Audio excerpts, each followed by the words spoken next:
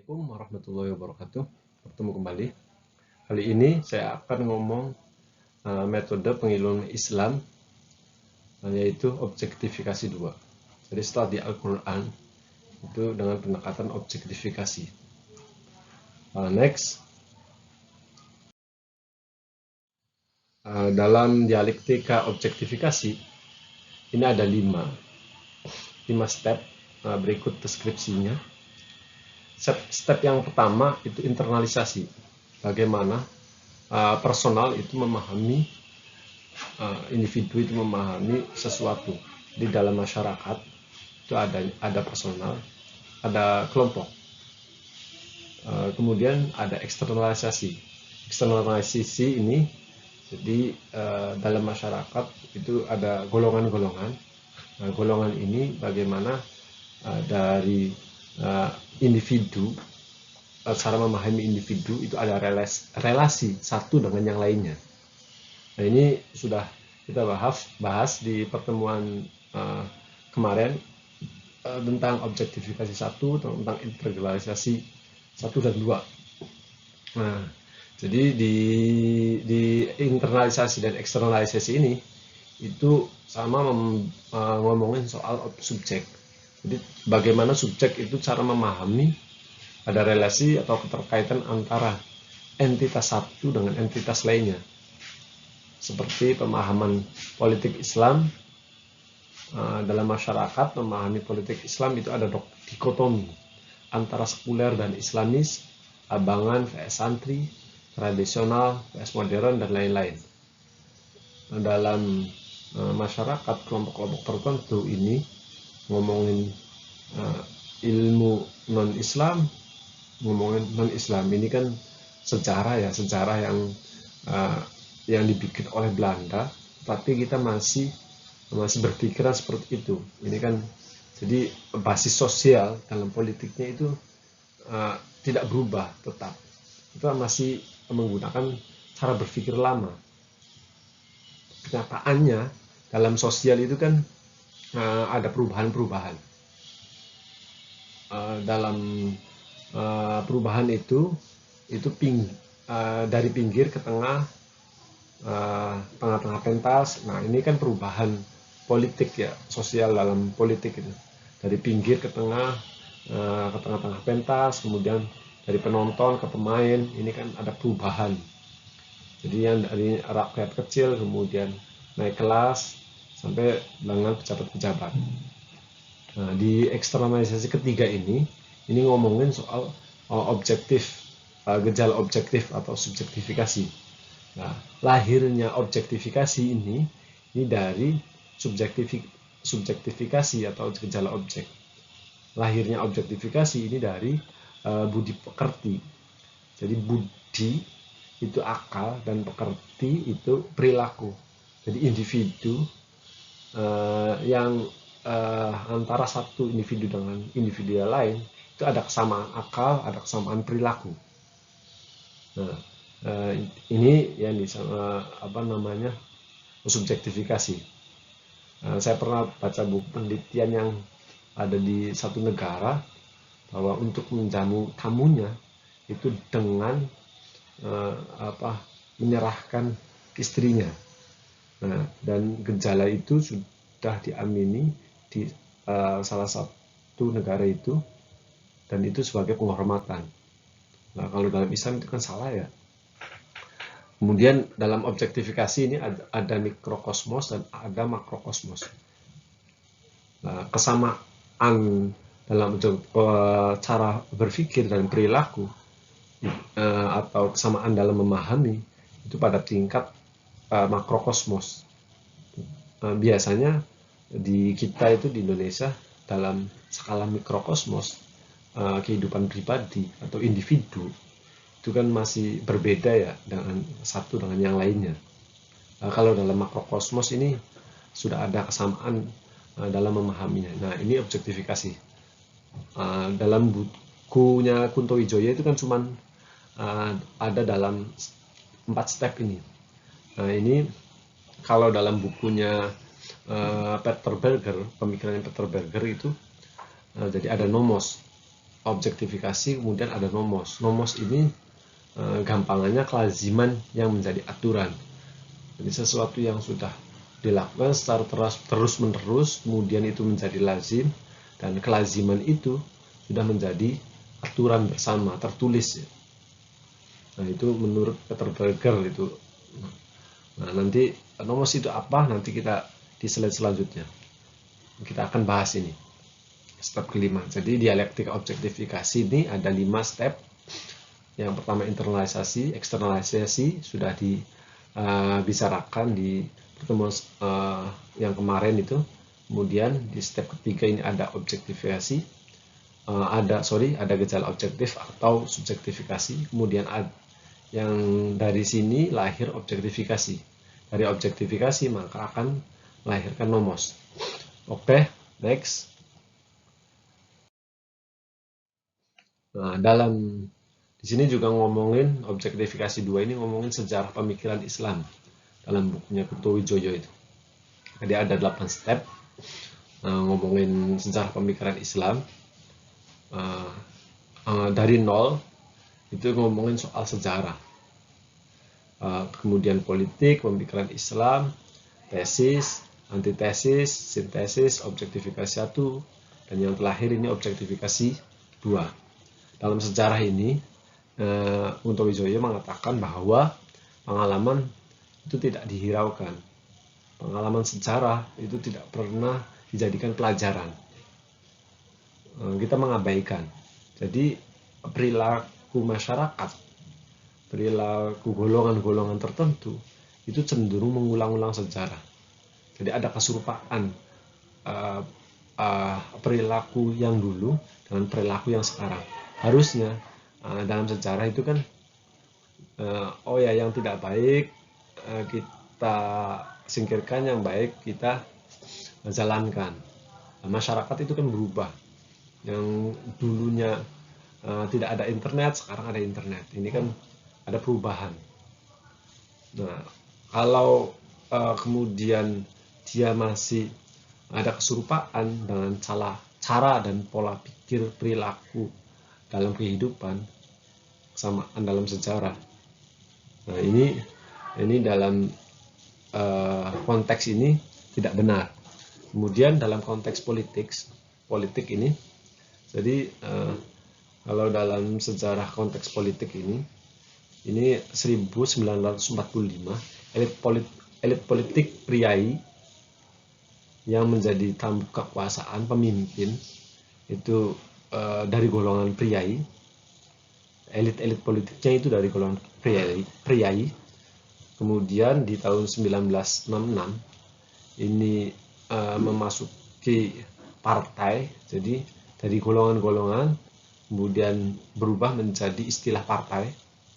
Kemudian 1966 ini elit politiknya itu diganti kalangan akademisi.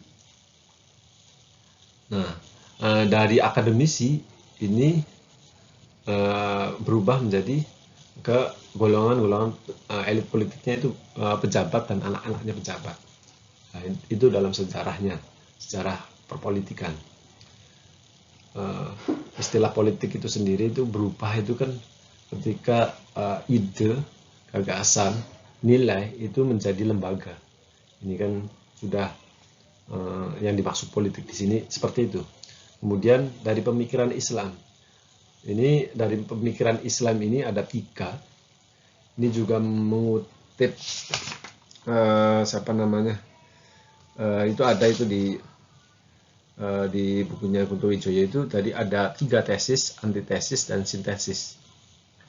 Nah, pemikiran Islam terkait tesis ini apa? Dalam sejarah pemikiran Islam ini, Islam kontemporer, tesisnya adalah negara Islam, Masyumi. Dalam ini Masyumi itu menggagas bahwa politik negara itu harus demokrasi dan konstitusi. Nah, ini Islam dilembagakan dalam sebuah negara, dan negara itu harus Islam. Yang menggagas itu kelompok Masyumi, dan fokusnya itu pada demokrasi dan konstitusi. Kemudian kalau antitesis ini, jadi menginginkan negara itu negara sekuler. Jadi gerakannya itu gerakan pembaruan. Eh, Tokohnya itu kan Nurholis Majid ya. Atau negara sekuler ini pemisahan secara sosiologis yang dimaksud dalam gerakan pembaharuan ini terkait pemisahan secara sosiologis. Ini pada tahun 1970. Nah, kalau sintesisnya ini apa? Sintesisnya ini dari negara Islam ke negara sekuler ke negara objektif. Nah, objektifikasi. Istilahnya sintesisnya objektifikasi. Kalau tesisnya Islamisme, sekulernya sekularisme, maka sintesisnya itu objektifikasi. Kalau negaranya disebut negara Islam, itu tesisnya, antitesisnya negara sekuler, maka sintesisnya itu negara objektif. Nah, ini mencerminkan, yang dibidik ini mencerminkan nilai-nilai Islam. Nah, kemudian kalau pertemuan kemarin di objektifikasi 1 ini kan ngomongin soal bagaimana menerapkan sumber hukum Al-Quran hadis itu. Tapi sumber hukum itu dijadikan prosedur dan hakikat. Nah, prosedur itu bisa dalam undang-undang, dalam kesepakatan-kesepakatan sosial. Ini berdasarkan Al-Quran dan hadis. Nah, dalam objektifikasi 2 ini, hari ini kita membahas di tema kali ini, objektifikasi 2 ini ngomongin soal politik kekuasaan. Itu dari 1997. Itu bagaimana isunya mayoritas tunggal ke arah pembangunan.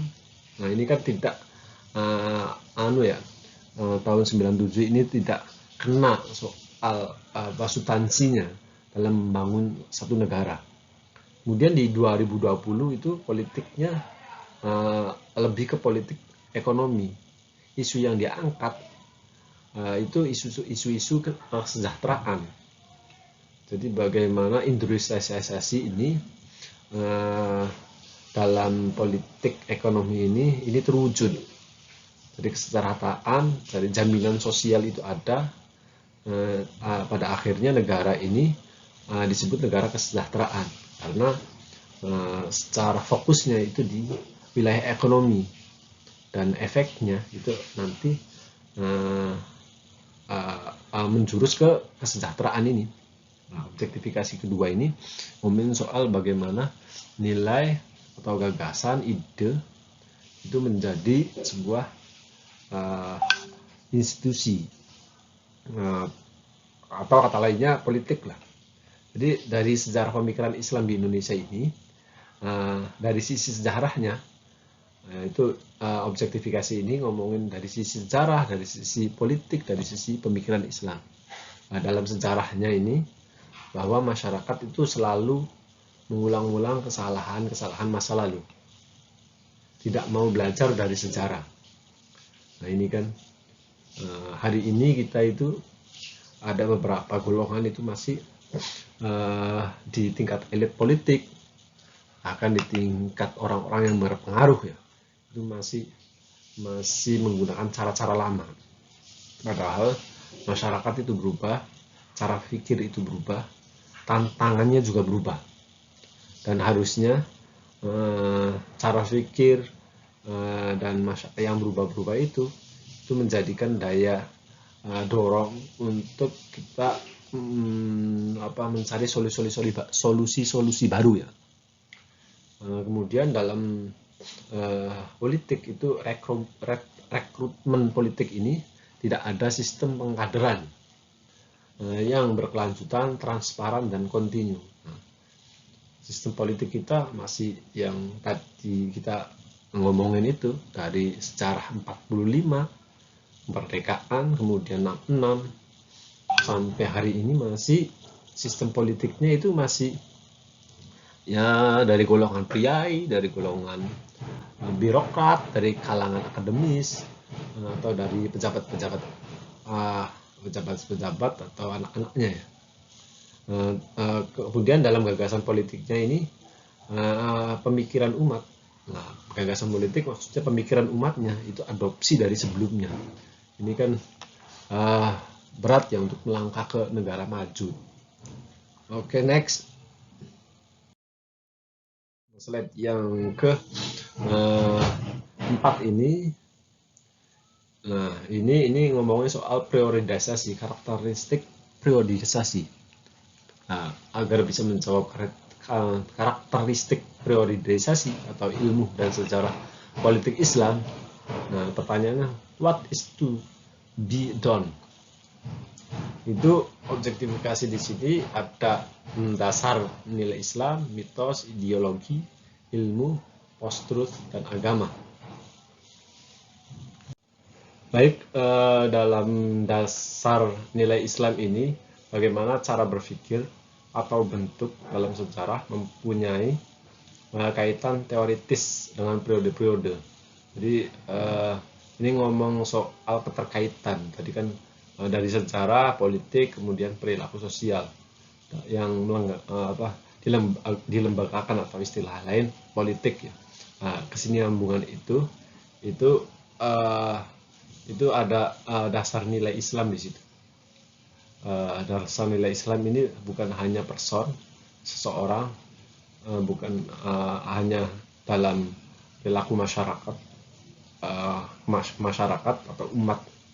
Nah, ini juga ada keterkaitan antara teoritis dengan periode-periode itu. Keterkaitan itu yang pertama itu mitos. Mitos ini bagaimana cara berpikir pralogis dalam bentuk magi atau mistik. Tadi individu masyarakat atau golongan itu pada saat itu yang menggerakkan mengusir penjajah itu golongan tarekat, tokoh karismatik, kiai, dan bangsawan. Nah, ini di periode ini abad ke-20 ya. Abad tahun 1888 pemberontakan besar di Banten dan 1873 ini perang di Aceh. Nah, ini oleh golongan siapa? Oleh golongan tarekat, golongan karismatik, kiai, dan bangsawan itu. Jadi menggunakan mistik, keyakinan, bukan akal, bukan cara berpikir ya pada saat itu. Kemudian di situ ada ideologi. Nah, kalau ideologi ini lebih ke akal ya, pengetahuan. Jadi non logis atau sesuatu yang abstrak atau a priori. Jadi dalam memahami gejala sosial atau fenomena itu bukan dilihat orang bergerak gitu aja, tidak, tetapi dia bisa bergerak itu didorong oleh apa. Nah, ini kan sesuatu yang abstrak atau a priori. Jadi sesuatu yang mendorong atau sosial itu bergerak, ada kesamaan antar satu golongan dengan golongan yang lain. Nah, itu lebih ke makna substansi dari manusia itu atau apa yang ada dalam pikirannya. Lebih ke ideologi ini ngomongin apa yang ada dalam pikirannya itu. Nah, ini menjadi berdirinya syariat Islam. Jadi golongan masyarakat yang dulunya itu melawan penjajah dengan keyakinan, kemudian akhirnya membentuk satu organisasi rakyat atau ngomong-ngomong cilik ya. Ini namanya Syarikat Islam SI atau disingkat dengan SI. Ini pada tahun 1911. Metode pergerakannya ini Syarikat Islam ini bukan lagi pemberontakan, tetapi pengerahan massa untuk tujuan damai. Ya, yang kalau mitos itu pemberontakan, perlawanan, kan gitu. Kalau ini lebih ke perkumpulan massa, tapi dengan cara-cara yang damai. Dan model bentuknya itu, modelnya pergerakannya itu bukan lagi pemberontakan, tapi pengerahan massa. Nah, dari syariat Islam ini kemudian berubah ke Masyumi. Nah, Masyumi ini kan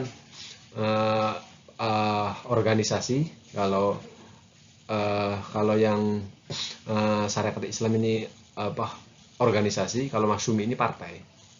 Jadi itu pada tahun 1985, metodenya itu parlemen, organisasinya itu disebut partai. Nah, yang dulunya organisasi kemudian beralih nama menjadi partai. Nah, ini kemudian ke ideologi Islam menjadi Pancasila. Nah, dari organisasi berubah menjadi partai, kemudian berubah menjadi ideologi Islam, itu Pancasila.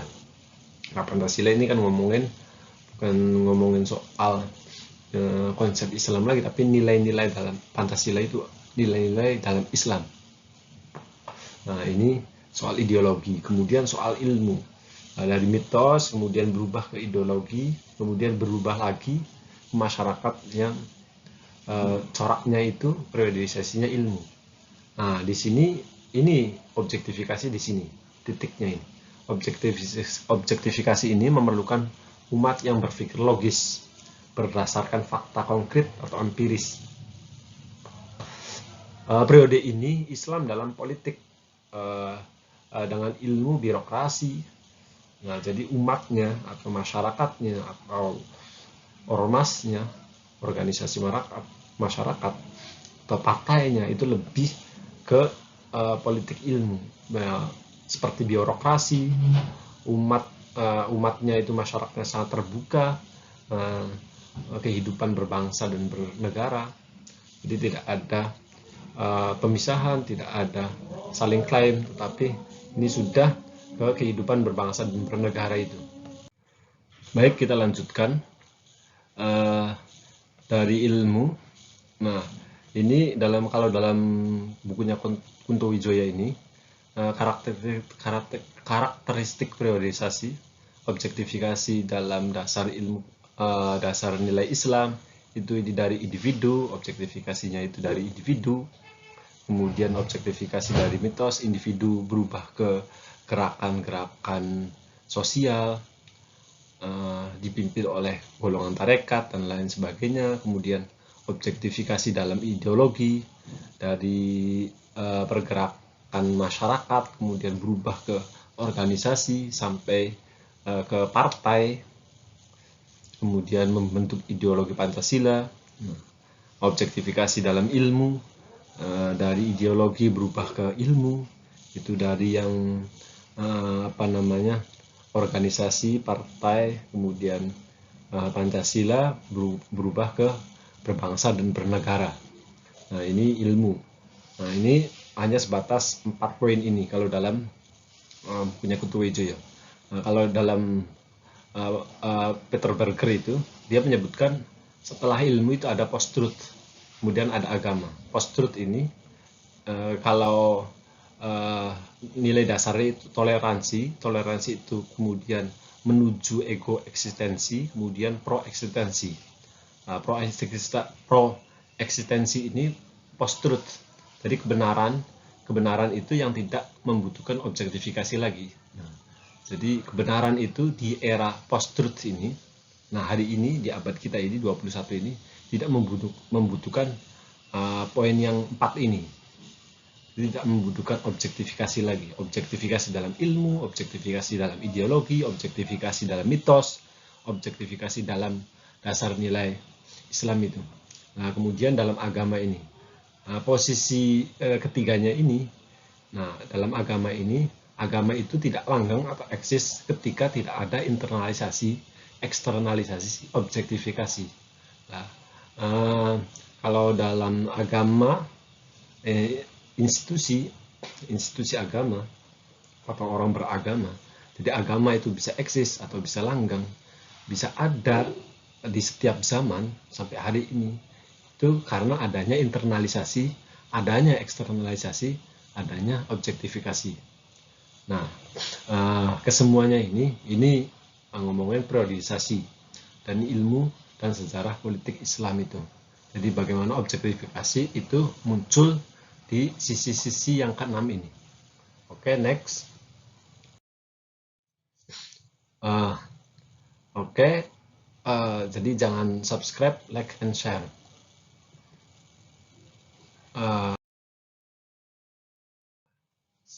Slide yang terakhir, Terima kasih sudah menonton. Jika ada pertanyaan, silakan tulis di kolom komentar. Terima kasih. Sehat-sehat selalu. Wassalamualaikum warahmatullahi wabarakatuh.